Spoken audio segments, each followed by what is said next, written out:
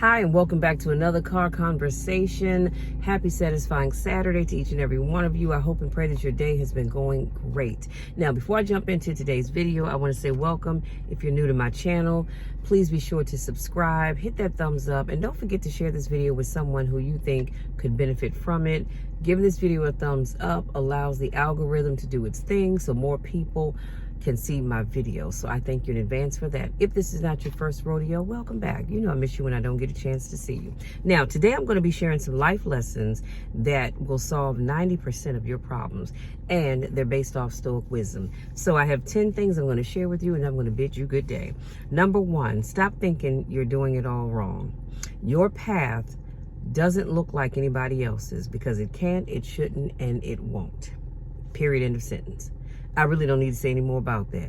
The path that God has you on is not going to look like somebody else's. So don't sit there comparing yourself with, oh, well, you know, my bestie, she did the same thing and she was able to get her degree in 4 years, but it took me 6 years. Well, because God took you on a path that gave you a little detour somewhere along the way. So stop comparing yourself. Number two, if it keeps you happy, keep it quiet.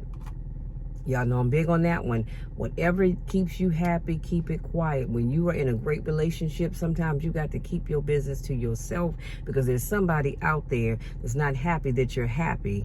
And if you're not careful, they will end up messing up your relationship. So if it keeps you happy, keep it quiet. Unless you're sharing it with your, I'm going to say your inner circle, or if you have an accountability coach, that kind of thing is fine, but stop putting your business out there on social media. Too many people do it. They're in these great relationships. They're, hanging out, enjoying life. And then months go by and you go, I haven't seen so-and-so post about whoever. Well, that's because that relationship is no more. Keep stuff to yourself. Number 3. The family you create is more important than the family you came from. Now, I struggled with that one because I thought, well, I don't know about that. But then I thought, you know what? Not everybody had the same upbringing. And if you came from a household where your parents made you do everything on your own, when you got of age, they said, look, now it's time for you to get a job and you've got to take care of yourself, and you found yourself struggling at an early age, or you wanted to go to college and they said, well, if you want to go to college, you're going to have to go apply for loans and Pell Grants and apply to get into that school and all that other good stuff. And so if you're not careful, you'll take all of that negative stuff and you're going to bring it into the family that you create. Remember, you were born into your immediate family, but you're now creating your family. So I want to encourage you not to make things hard on your children or on your spouse. And I forgot to add spouse because some of you all grew up in households where mom and dad didn't always get along. Sometimes there was some hand slinging. Sometimes there was some words that were put out there that weren't very nice. So when you create your own family, don't take that stuff into the family that you're creating. Set an atmosphere such that your children will know that their parents are loved, even if you have to get behind closed doors and push and shove and argue quietly. Don't do that in front of your children because you saw that growing up and you didn't like it. So why do that in front of your children? You didn't like having to struggle. So why have your kids struggling? Support them, encourage them. Some of you all say, but Michelle, I didn't get support. I wasn't encouraged growing up. Okay, well then why would you want your child to experience that? Keep that in mind. Number 4, the more you know yourself, the less you need others' approval. This is so important because too often young people especially are out here seeking approval from the wrong people. And it will end up getting them into trouble. For some people, they're no longer here because of that approval. So all I'm saying is know yourself. Know that as long as God approves of you, you don't need anybody else's approval. That's all you need. Ask yourself, is God, does he approve my lifestyle? Does he approve what I say, how I carry myself? If if he approves of that, then you're good to go. You don't need anybody else's approval because what other people think of you and say about you is really none of your business. That's their problem. You can do everything right in the world and they're still going to find something wrong with you. Number 5, Just because the past didn't turn out like you wanted it to doesn't mean your future can't be better than ever, better than you've ever imagined. Again, some of you have had past relationships that weren't the greatest, I'm sorry, but just know that in this season of your life, I believe God is going to send you on somebody who's going to love you like you have never been loved before. And you're going to say, Lord, thank you, because this is more than I could have ever imagined and or dreamed.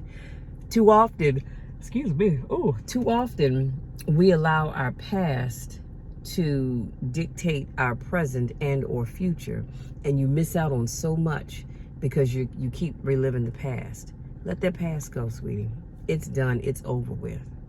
This new season of your life, it's going to be bigger and better than you could have ever imagined. Number 6, don't allow small minds to convince you that your dreams are too big. Again, it's all about the circle that you choose to be in. Everybody can't see your dream, nor should they, because that dream was given to you, not to them. So when you have people that are content with being in their little box, they're content with doing just enough, they're content with being just enough, they can't see your vision the way you do. And if you're not careful, they will try to convince you to be okay with where you are. No, God is speaking to you and saying, listen, I've got bigger and better for you. Chances are he's speaking to them too. They just don't want to listen because they're content with where they are. And if they are, that's fine. You like it, I love it, as my Aunt Ann always says. But for me, I dream big all the time. I set big goals every year. I set big goals every quarter, every month. Because I believe that I serve a big God. Come on now, so I can ask for big things. Number 7, when you try to please everybody, you almost always end up pleasing nobody. Stop trying to be a people pleaser. And here's the thing, I'm gonna use this one example and I'll move on. If you are the kind of person that wants to please somebody, it doesn't matter who it is, you go out of your way to please them, but at what cost? You are selling your soul to the devil sometimes. You are doing things that are not the norm for you. You are going places that you have no business being. Why? Because you want to please others. Why do you think people get caught up into groups or circles of friends they have no business being with? Why? Because they want to please other people. Some of us have ended up in relationships that we had no business being in, and things kind of went south and you ended up hurt in the end. Why? Because you were trying to please somebody else. Sometimes people want to please folks because they want to fit in. I don't have a desire to fit in. I'm okay with me. You know why? Because 1 is still a whole number, and I'm all right with that. So stop trying to please everybody, because in the end, you're going to end up disappointing yourself more than anybody else. Number 8, we can't become what we want. We can't become what we want by remaining where we are. It's as simple as that. You want growth. You want your business to grow, but you're not putting out ads and you're not putting your business information out there. You want a better paying job, but you're not applying for more jobs. You want to start your own business, but you're not doing the research of how to start an LLC or a 501c or whatever it is that you want to do. You want to be a speaker. You want to be a teacher. You want to be a doctor, nurse, a lawyer, whatever it is that you want to be, but you won't put in the work. You cannot expect to be something if you're not putting in the work. You can't expect to have a good relationship if you're not willing to work at it.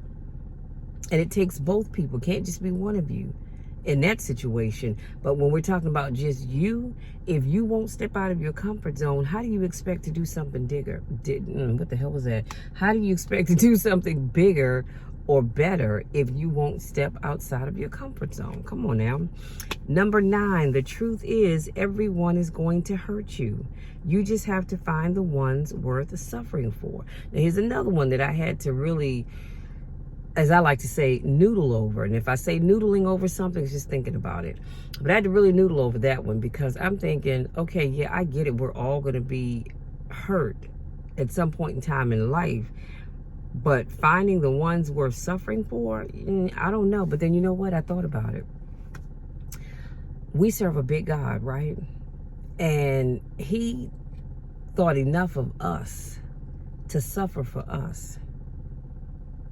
And if you look at it in that way, I'm not saying that, you need to go and be hung up on a cross somewhere. I'm not saying that, but you do have to think about, who are you willing to suffer for? Your children, your significant other, your mom, your dad, your immediate family, your family in general, your bestie, your ride or die. That's something, that a call that you're going to have to make. I can't tell you who that person is or isn't. You are going to have to think about that on your own, but just something to think about. And number 10, if you find yourself repeatedly questioning whether or not something, I'm going to say someone, but something and or someone is right for you, the answer is usually no. It's usually no. If you are in an abusive relationship where someone is putting their hands on you, which is a no-no in my book, or they're being verbally abusive, and you question yourself about whether or not you should stay because you love this person, the answer is no. Why would you want to stay with somebody that treats you like crap? You deserve better than that. You know that. But sometimes when we're in love, we overlook things. When you question yourself about whether or not you should stay with your significant other, and you know they're cheating, they don't know you know it, but you know that they're cheating. And you keep saying, well, Lord, this is the father of my children, or this is the mother of my children. I love them, but should I stay? Why? They've shown you that they don't give a daggone about you because they're out here sleeping with somebody else. Come on now, don't you think you deserve better?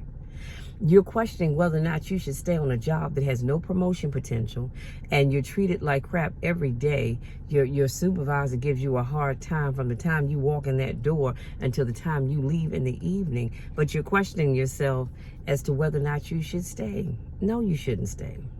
The list can go on and on and on, but I just want you to start thinking, if you have to question whether or not something or someone is right for you, and you do it all the time, the answer 9 times out of 10 is probably no. I'm gonna give you one better. And I'm only giving you this one because I was looking at a video earlier where this young lady was talking about people who choose to be a side. And when I say a side, I'm talking about that man's side chick or that woman's side dude, whatever the case may be. If you are in a relationship with someone, you love this person, they love you, and you ask yourself over and over again, why am I staying in this relationship? And you go, oh, well, I love them. But you're constantly questioning yourself about, why do you put up with it? Should you stay? No, you shouldn't stay. First of all, you have no business messing with somebody that has somebody else anyway. That's first and foremost. If you've got to creep around with that person, they can't take you out in public and hold your hand and walk with you and laugh and talk over dinner, drinks, or whatever it is you choose to do. You can't show up at their house. They can't show up at your house. You've got to sneak around to be together, and you questioning yourself whether or not you should stay with that person. The answer is absolutely not. Absolutely not, because you shouldn't have got there in the first place. But I digress. I'm going to stick to my notes. Do what you do. I'm just saying, if you have to keep questioning yourself, then no, you don't need to be there. Y'all, that's it. That's all. I'm going to bid you good day because I have a couple of podcasts that I want to record for the day. And then I'm going to sit back and just enjoy this kind of gloomy weather. Right now it's 63 degrees, but it's been overcast all day long. It was kind of drizzling a little bit this morning, but today is still a great day nonetheless. Any day that God sees fit to wake us up is a great day. Keep that in mind. Having said that, thank you all so much for giving me just a little bit of your time to speak life into you, to encourage you, and to motivate you. Hopefully something I said resonates with you and or makes you really think about your life. Okay, and so everything I shared with you will be in the description box. You can feel free to go and check that out. And again, share this video with others if you think that they could benefit from it. I would greatly appreciate that. Thank you all so much. I couldn't do what I do without each and every one of you. Go out there, enjoy the rest of your day. Whatever you do, wherever you go, have fun, but most importantly, be safe. Okay, be safe at all costs. And God forbid, if you're going someplace to have some drinks, please have a designated driver or go by Lyft and or Uber. okay? Because we don't need you out on the road drinking and driving. It's the weekend, and you know how some of y'all tend to get. So if you know you want to party and have a good time, again, have a designated driver or call an Uber or Lyft. They'll be more than happy to pick you up and take you wherever you want to go. Having said all of that, I love you all to the moon and back. You know the drill, and you definitely know the spiel. There is nothing that you can ever do about it, because I love you. I want nothing best but the best for you, which is why I do what I do, because I want to encourage you to think outside the box. Be the best you possible. And know that your journey is not going to look like somebody else's, but you will get to where you're trying to be in the end. Love you all. We'll talk again on Monday.